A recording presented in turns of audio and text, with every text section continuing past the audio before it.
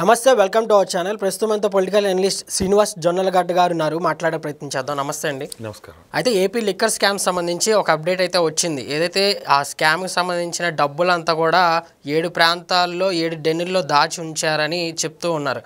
అయితే ఒక జర్నలిస్ట్ ఒక వాచ్మ్యాన్ అడుగుతుండగా ఒక చిన్న సంభాషణ అయితే ఉంది, వినిపించే ప్రయత్నం చేద్దాం. ఊర్లో వెళ్ళొచ్చేవారు. పొద్దున్న అయితే పొద్దున్న అట్టపెట్టలతో బాక్సులు వచ్చేయండి, పైకి తీసుకెళ్ళేవారు. మేము అడిగితే ఏంటంటే ఏ ఫైల్స్ గవర్నమెంట్కి సంబంధించిన ఫైల్స్ అవి మళ్ళీ వెరిఫికేషన్ చేసి మళ్ళీ పంపించాలి అని అనేవారు. అంటే పెట్టెలతో ప్రతిరోజు వచ్చేదా? ప్రతిరోజు కలెక్షన్ రోజు వచ్చే పొద్దుట వచ్చే సాయంత్రం వెళ్ళిపోయి ప్రతిరోజు డబ్బులు అట్టపెట్టెలు వచ్చేవి, మళ్ళీ సాయంత్రం. సో చూసాం కదా, అతను ప్రతిరోజు అట్టపెట్టెలతో అంతంత అమౌంట్ ఆఫ్ వస్తుంది, వచ్చి వెళ్ళేదని చెప్తున్నారు. సో ఎట్లా చూస్తారు దీన్ని మీరు? ఆయనకి అంటే ఇప్పుడు ఎవరైతే ఇప్పుడు మాట్లాడుతున్నాడో అతనికి అందులో ఏముందో తెలియదు. అవును, అమౌంట్ అనేది ఇప్పుడు మనకి బయటపడుతున్న విషయం. అతనికి తెలిసిన విషయం ఏంటంటే ఏదో అడిగిన దానికి అతనికి అనుమానం వచ్చి అడిగాడని చెప్తున్నాడు. అనుమానం వచ్చి అడిగితే ఇందులో ఏదో ప్రభుత్వం సంబంధించిన ఫైల్స్ ఉన్నాయి, వెరిఫికేషన్ చేసి సాయం పంపించేయాలి అనేది చెప్తున్నాడు అతను. అంతవరకే తెలుసు అతనికి. అవును. సో అయితే ఇక్కడ జరిగింది ఏంటంటే పొద్దున్నే అట్టపెట్టెలు వస్తున్నాయి, అవి సాయంకాలం బయటకు వెళ్తున్నాయి. అంటే క్లియర్గా ఏముందంటే అక్కడ లోపల మనకి కౌంటింగ్ మిషన్స్ అయితే ఉండి పెట్టుకుని వీళ్ళు వచ్చిన అమౌంట్ అంతా మొత్తంగా లెక్క కట్టుకొని ఇది ఒక షీట్ తయారు చేసుకుని ఎక్కడి నుంచి ఎక్కడికి వచ్చినాయి అంటే సపోజు ఆ పరిధిలో ఒక 10-15 షాపులు ఉంటే ఏ షాప్ నుంచి ఎంత వచ్చింది అనేది దేనికైతే ఒక రిపోర్ట్ తయారు చేసేసుకుని ఆ అమౌంట్ని ఆ రిపోర్ట్ని మళ్ళీ తిరిగి మెయిన్ డేకి పంపించడం జరిగేదని దీన్ని బట్టి అర్థమవుతుంది. ఓకే. సో ఈ ప్రాసెస్లో రాజుగారి 7 గదుల్లాగా ఇప్పుడు 7 డెన్నులు అయితే ఏర్పాటు చేసుకున్నారు. అందులో మెయిన్ డెన్ ఒక చోట పెట్టుకున్నారు. ఆ మెయిన్ డెన్కి అయితే 7 డెన్నుల నుంచి అనేది వెళ్ళిందని అర్థమవుతుంది. ఓకే. సో ఇంకా అంటే ఇందులో ఎన్ని కోట్లాది డబ్బు అట్టపెట్టెలు వెళ్ళింది అనేది దీన్ని బట్టి అర్థమవుతుంది మనకి. అయితే ఈ డబ్బంతా వీళ్ళు ఇట్లా డెన్నుల్లో భద్రపరచడానికి గల కారణాలు ఏంటి అంటే ఇప్పుడు ఒక పరిధి సపోజ్ శ్రీకాకుళం డబ్బు వెళ్ళేసి అక్కడికి ఎక్కడో కడప దగ్గర పట్టుకెళ్ళారు. అలా అని చెప్పి విజయవాడ డబ్బు తీసుకెళ్ళి ఇంకో చోట తీసుకెళ్ళి షిఫ్ట్ అంటే ఎక్కడదక్కడే కదా. అంటే ఎక్కడెక్కడే ప్రాంతీయంగా కొన్ని డెల్ తయారు చేసుకున్నారు. ఆ డెల్ తయారు చేసుకుని అక్కడక్కడ కౌంటింగ్ చేసుకుని దాన్ని మళ్ళీ షిఫ్ట్ చేసుకుని మెయిన్ డేటాకి అయితే తరలించుకోవడం జరిగింది. కీలకమైన విషయం ఏంటంటే హైదరాబాద్ తెలంగాణలోనే ఉన్నాయి. అంటే వీళ్ళకి సేఫెస్ట్ ప్లేస్ కింద దాన్ని డిసైడ్ చేసుకున్నట్టుగా ఉంది.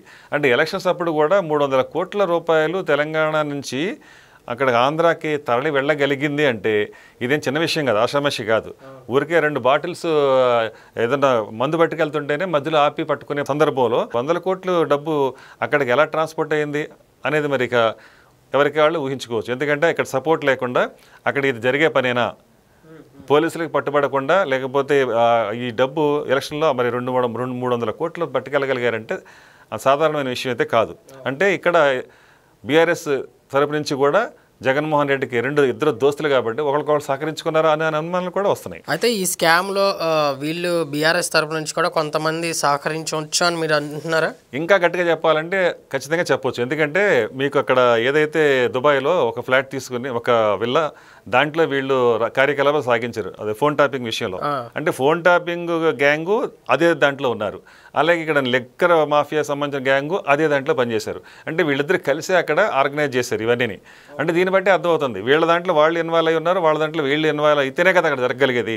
ఇద్దరు నేరస్తులు ఒక చోట 2 నేరాలను ఒక చోట క్లచ్ చేస్తున్నారంటే వీళ్ళ నేరాలు వాళ్ళకి తెలుస్తున్నాయి, వాళ్ళ నేరాలు వీళ్ళు తెలుస్తున్నాయి. అందుకని నేను ఇందాకన్న మాట అందుకే అంటున్నా, ఇక్కడి నుంచి డబ్బు అక్కడ తరలి వెళ్ళడానికి కూడా వీళ్ళు సహకరించే అవకాశాలు ఉంటాయి. రఘురామ కృష్ణదాస్ గారి విషయంలో కూడా చూసాం. ఇక్కడ పోలీసుల దగ్గర నుంచి పర్మిషన్లు ఇవన్నీ తీసుకెళ్లాలంటే అది చిన్న విషయం కాదు. అంటే వై కేటగిరీ ఉన్న మనిషిని అది కూడా.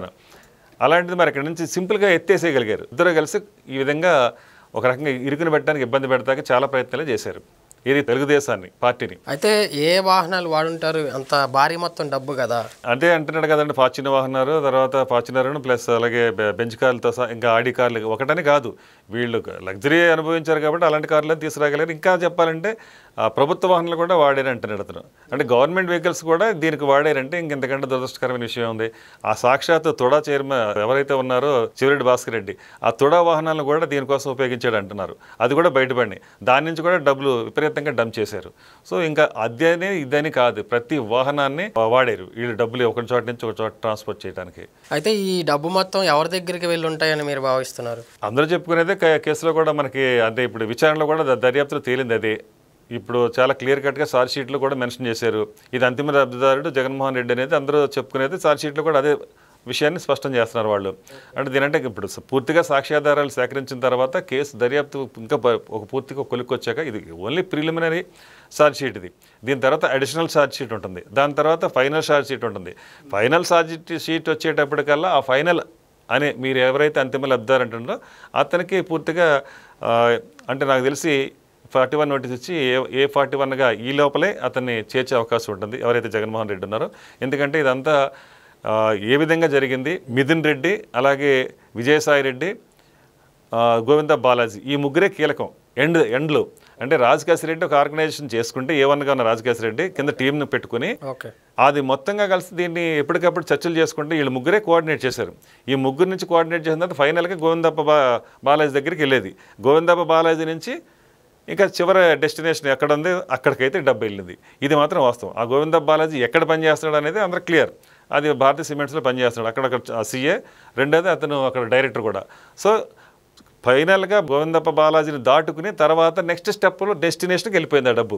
ఆ డెస్టినేషన్ ఇప్పుడు ఇవాళ జగన్మోహన్ రెడ్డి అనేది స్పష్టం. కాబట్టి అక్కడ ఛార్జ్ షీట్లో అది మెన్షన్ చేశారు. మిగతా ఆధారాలతో పూర్తిగా అతన్ని చేర్చే అవకాశం ఉంది నిందితుడిగా. సో రాబోయే రోజుల్లో జరగబోతుంది. అయితే ప్రస్తుతం ఎంపీ మిథున్ రెడ్డి గారిని రిమాండ్లో పెడతాం జరిగింది. రాజమండ్రి జైల్లో అయితే ఉన్నారు. అయితే ఆయన పలు వసతులు అయితే నాకు కావాలని పిటిషన్ దాఖలాలు చేయడం జరిగింది. సో ఎలా చూస్తారు మీరు దీన్ని? ఆబ్వియస్లీ అడుగుతారండి లోపలికి వెళ్ళిన తర్వాత. ఎందుకంటే బయట లగ్జరీ లైఫ్ చూస్తారు, లోపలికి వెళ్ళిన తర్వాత వాళ్ళకి కావాల్సిన ఫెసిలిటీస్ అని అడుగుతారు. కానీ అక్కడ జైల్లో ఏ ఫెసిలిటీస్ ఉన్నాయో అవే ఇస్తారు. ఇప్పుడు చంద్రబాబు నాయుడు గారు కూడా ఎందుకు మినహాయింపు ఏం కాదు. ఆయన మరి ఆ వయసులో కూడా వాళ్ళకి ఏం చేశారు? 73 సంవత్సరాలు ఆయనకి ఎస్టర్న్ కమోడ్ కూడా లేదు, దోమలు కుట్టే దాంట్లో పెట్టేశారు. అందరు కామన్గా ఇదే ఇచ్చారు. పెద్ద ఫెసిలిటీస్ ఆయనకి ఏమి ఇచ్చారు? అదే అడిగితే కూడా ఆ రోజు ఏమన్నారు వీళ్ళు, అక్కడ దోమలు కుడతాయన్న మాట అడిగినప్పుడు వీళ్ళు వెళ్ళి మాట్లాడిన దాని సందర్భంలో కూడా దోమలు కట్టకపోతే రంభవరసం మనకు వచ్చి ముద్దు పెట్టుకుంటాయా అన్నట్టుగా వెటకారం చేశారు. మరి అలాంటప్పుడు మరి ఇవన్నీ మీరు గుర్తెచ్చుకొని ఇవాళ మీ పరిస్థితి ఏంటో మీరు తెలుసుకుంటే మంచిది. అయితే మిథున్ రెడ్డి గారు నోరు విప్పితే ఆ పెద్ద ఎవరైతే ఆ వెనకాల ఉన్న ఆయన వ్యక్తి బయటకు వచ్చే పరిస్థితి ఉంటుందా?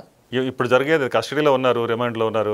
రిమాండ్లో ఉండి విచారణ అయితే జరిగిద్ది. ఈ విచారణలో ఖచ్చితంగా క్రాస్ చెక్ చేస్తారు. ఎందుకంటే ఇప్పుడున్న ఆధారాలన్నీ ముందు పెట్టిన తర్వాత అడుగుతారు. అడిగిన తర్వాత చాలా విషయాలు రాబట్టిన తర్వాత మళ్ళీ విజయసాయి రెడ్డి గారి విచారణ కూడా ఉంది. ఆ తర్వాత ఆయన్ని కూడా విచారించిన తర్వాత ఇద్దరిని కలిపి ఒకసారి విడివిడిగా ఒకసారి ఫైనల్కి వీళ్ళే కాబట్టి తర్వాత ఈ గోవింద బాలాజీని ఆల్రెడీ ఇంతకుముందు అరెస్ట్ చేస్తున్నారు కాబట్టి అందరి నుంచి సేకరించిన విషయాన్ని క్రాస్ చెక్ చేసి అసలు విషయాలు అయితే రాబట్టుకునే ప్రయత్నం చేస్తుంది సిట్టు. అంటే ఆగస్టు 1 వరకు రిమాండ్లో ఉంది కాబట్టి ఈ రిమాండ్ ఆగస్టు 1 లోపల చాలా విషయాలే బయటపడతాయి. ఓకే అండి, థ్యాంక్ యూ వెరీ మచ్. నమస్కారం.